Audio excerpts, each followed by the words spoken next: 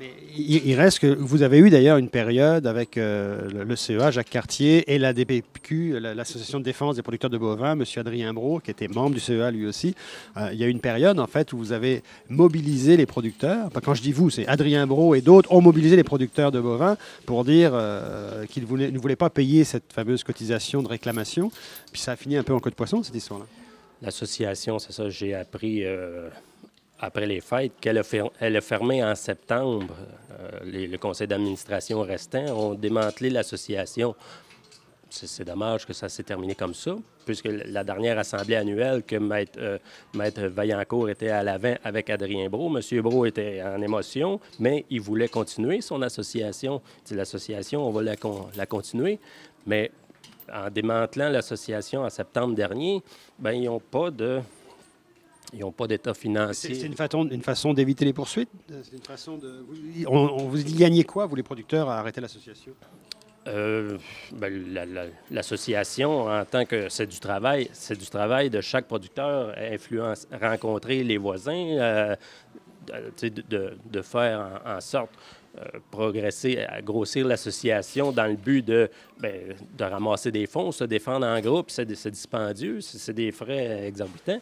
Mais c'est là-dessus. Maître Vaillancourt, bon, il y a eu un montant. Maître Verrette, il a été payé.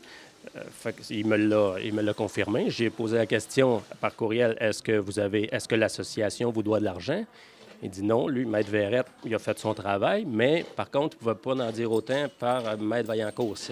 Maître Verrette est parti pour une autre firme d'avocats et Maître Vaillancourt a repris le dossier la dernière. Mais actuellement, la situation, donc ce que je comprends, c'est qu'Adrien Brault et plusieurs producteurs de bovins ont comme pris entente avec la Fédération, donc ils ne sont plus en chicane techniquement avec la Fédération ni avec l'UPA.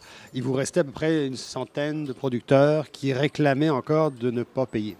Bien, je pensais d'être, moi, à l'Assemblée annuelle de M. Brault de 2016. Moi, j'ai voté contre, dans le fond, le règlement hors cours, parce que M. Brault a décidé d'aller en médiation avec Maître Vaillancourt, avec la Fédération, mais avant d'en informer ses membres. Bon, puis là, moi, voyant ça, et M. Kelleter avait démissionné 2 semaines à l'avant. Moi, j'ai dit, j'embarque pas. On avait jusqu'au mois de mai pour embarquer dans cette entente confidentielle-là. Le 1er mai, passé août, bien, on a reçu des procédures que les dossiers, la régie devait réactiver les dossiers. Mais en réactivant les dossiers, là, j'ai été appelé pour aller, j'ai eu une mise en demeure pour répondre si je me représentais seul ou avec un avocat. J'avais 10 jours pour... j'ai répondu que j'y allais seul, dans le fond.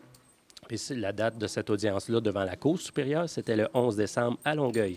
Me rendant ce matin-là, il y avait 4 autres fermes, 3 autres fermes, donc une dame de Beauce et 2 de Mirabel.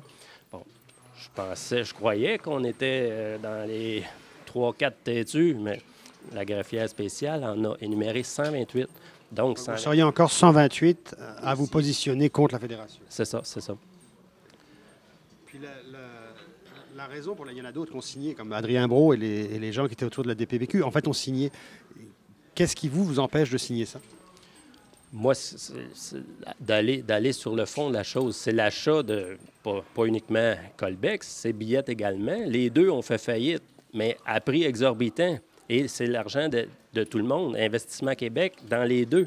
Autant Billette que Colbex. Billette, c'est de 19 millions Colbex, c'est-à-dire c'est 19 millions d'Investissement Québec. Billette, c'est confidentiel. Il y a une décision qui dit, le monsieur même, son nom m'échappe, de Investissement Québec, disait dans cette décision-là de garder confidentiel.